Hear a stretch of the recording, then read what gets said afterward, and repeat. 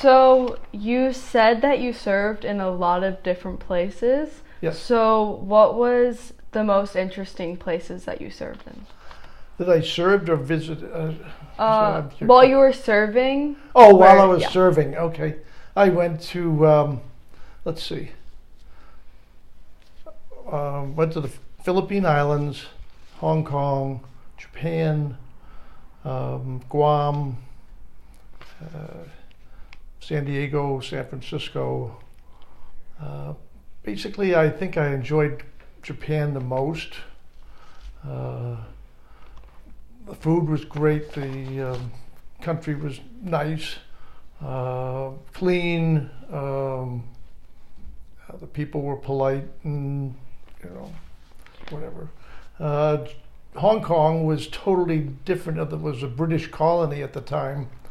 Wasn't and you had a definite division between the English population and the Chinese population, and so you had to be a little careful. You basically never went into the Chinese section. Wasn't safe even during that time.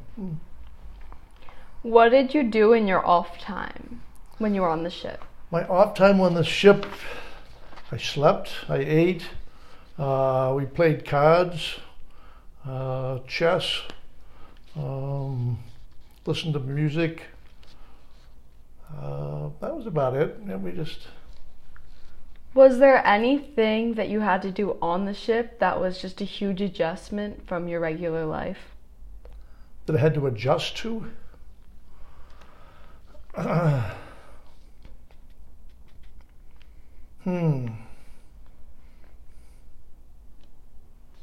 No, I don't think so, really. I mean, it was just like any service situation. You had to do what you were told. You had jobs you had to do. They weren't always fun, like cleaning the bathrooms and doing the making coffee, but you had laundry and all that other things. It was pretty much learning to live independently, but in a, I don't know how to say it, in a group situation. You couldn't, you weren't like by yourself. You had to, everybody counted on everybody else to get things done. Who was the most influential person you met during your time serving?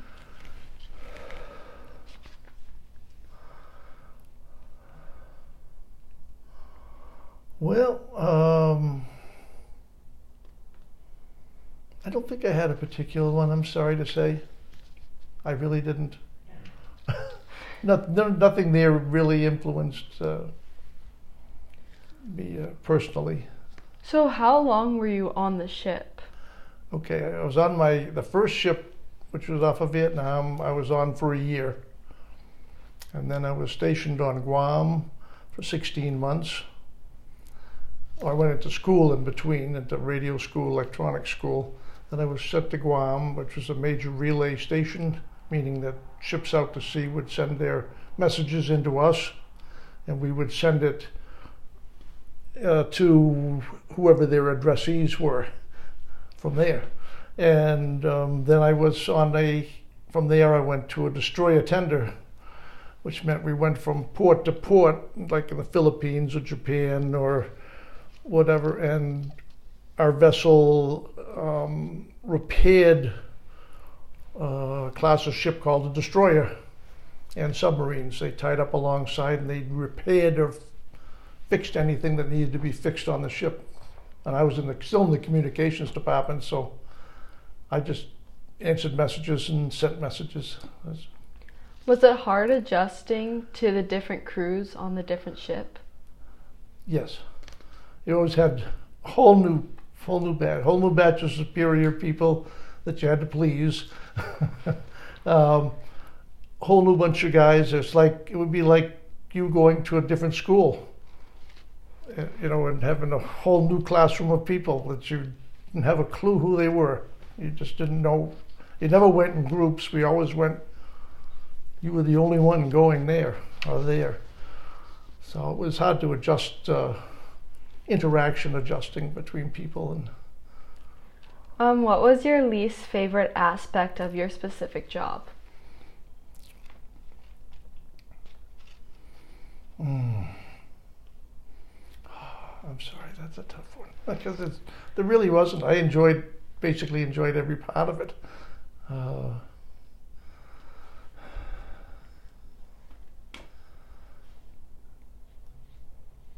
No, that was basically, well, I say one time we had my last ship, we had an admiral on board for a while. That meant everything had to be spit and polished. You had to wear dress uniforms rather than your dungarees, and to do your same job you did, the week before. And I guess that wasn't really distasteful, but it was just something that was out of the ordinary, and it made your job harder. What was your favorite aspect? Like I said, I think it was basically, meeting the people I met. I mean, and lived with, and they were just. Everybody was a separate individual. They came from different parts of the country, and you gleaned a lot of, respect for, different areas of the country and how they were like you or different than you, and sort of gave you a well-rounded education into what the United States was like. What was the environment like in Vietnam? My environment was hot and sticky, humid, and even though we were out to sea all the time, it was still, that was basically the most, what I remember the most about it was we're never comfortable. It was always just hot and humid and whatever. How did you feel when you were coming back from war? Well, that was interesting because they basically told us that as soon as we could change into our civilian clothes to do it, because the atmosphere of the people of the United States at that time wasn't, I wouldn't say the majority of them, but an awful lot of them were against the war, and they basically took it out on us, and it wasn't our fault. We didn't choose necessarily to go there and do that. And so. How has the military changed your life? How has it? Well, I think it made you grow up. I think it gave me discipline, the ability to follow through and do a job and complete a job, and make the decisions I have to make that do day-to-day life. What was the biggest challenge returning to civilian life?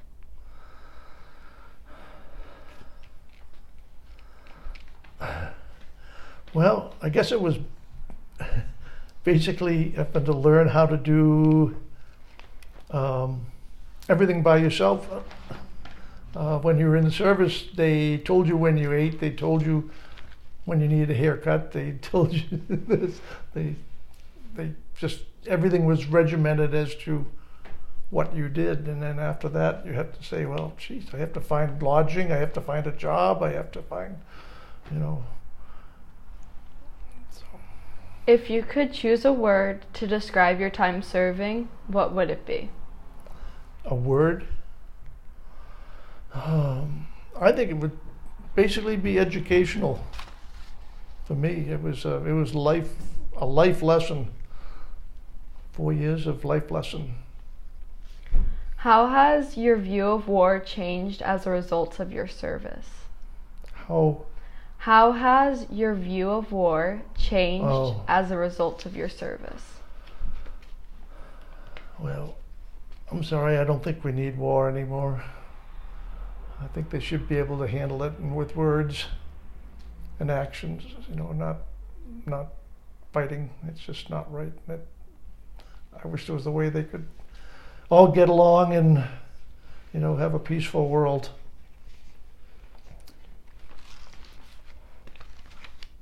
If you hadn't gone into the Navy, what would the war be in your mind? Like, how would you think of the war if you weren't in it? If I hadn't gone in the Navy, how would you think of the war?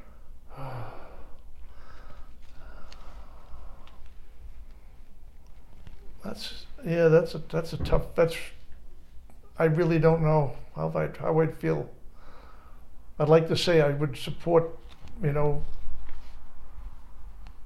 that the decisions that the country's leaders needed to do, but I can't say that I would have or not, depending. Did you see any fighting while you were on the ship? No, did not. Other than, well, no, the closest I came was having some of our planes return with all sorts of bullet holes in them and stuff like that. People wounded, pilots wounded and from being shot at the ground, but not, no real, other than we could see in the distance, you could see the bombs going off at the big flashes like a thunderstorm in the, in the distance or something like that, lightning.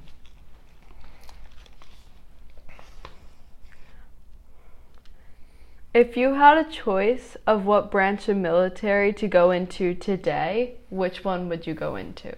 I think I'd still go in the Navy. I still like that. I like being out to sea. I like to. What experience from your service affects you most today?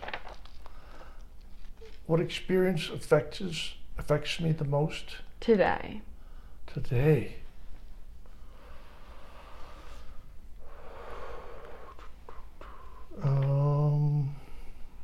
I'm sorry, I can't think of a particular thing at the moment. Okay. What advice would you give a young person of thinking of entering the military?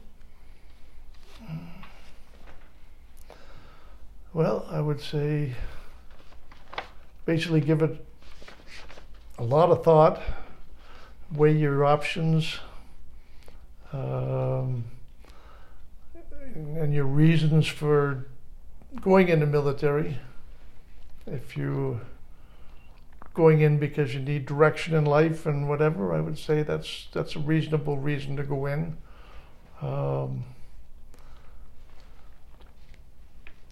If you didn't go into the service, what profession would you have been? If I hadn't have gone in, I would probably be a banker. That's what I was doing when I got in. What were the most challenging weather conditions you faced? Basically, storms at sea with the ship. We went through typhoons and had waves breaking over our bow, which is like 100 feet up the tall, and just rain basically, and then had some snow in Japan one time, northern part, but other than that, nothing. How did the difference in climate affect you?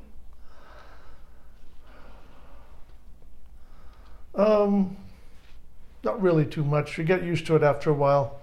It was different from here for sure. Japan was actually about the same because they were on the same latitude if you go across. But South Vietnam and whatever was basically hot and humid, and it was not fun. Define a hero. Define a hero. Define a hero.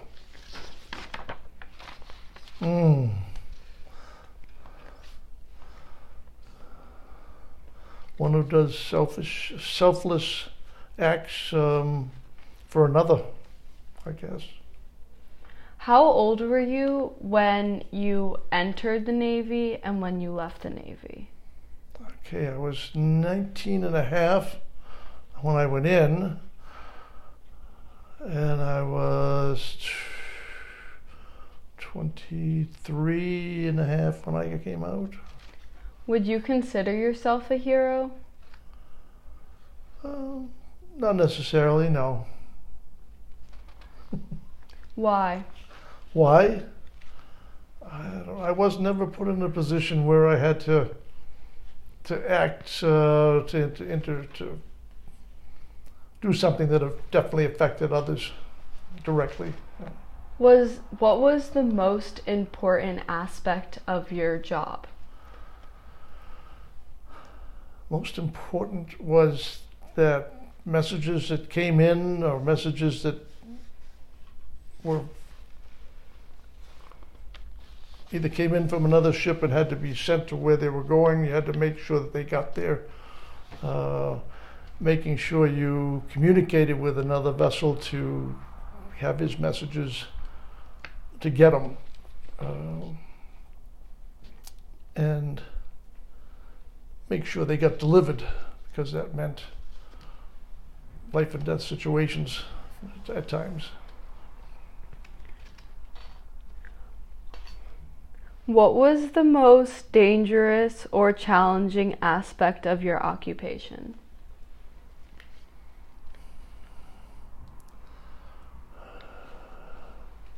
Challenging was basically challenging was communicating with the ships at sea, because you were doing it over radio waves, and you had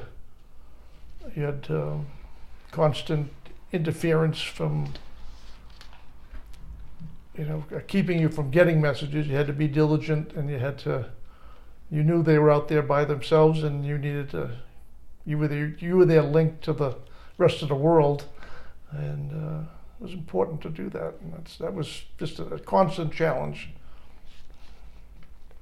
How did your time serving affect your personal relationships?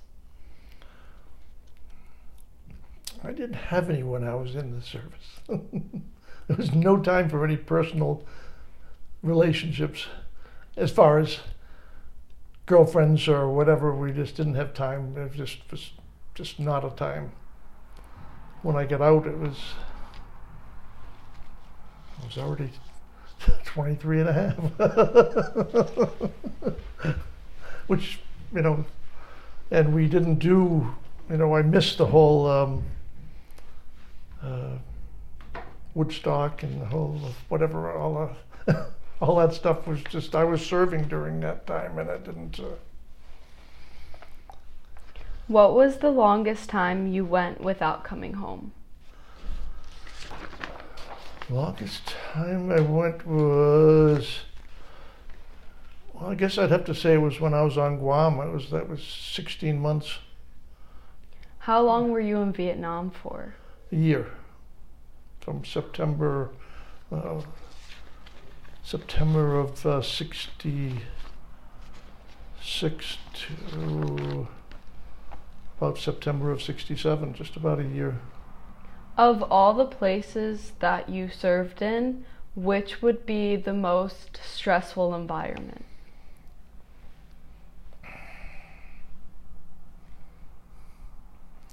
I would say it was on that first ship was probably the most stressful, because you were constantly concerned about the enemy at the time.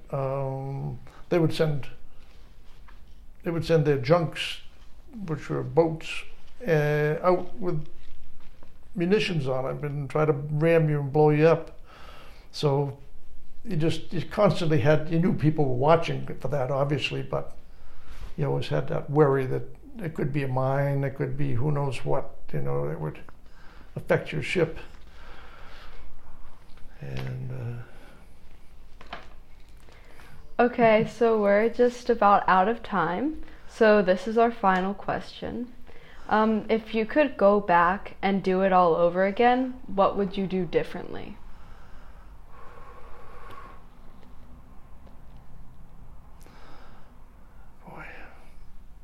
boy, I'm not sure I would do anything differently. I mean, it really was an interesting time in my life, and it just I got so much out of it, and that's it. I mean, sorry. Thank you. Okay, thank you guys. Sorry.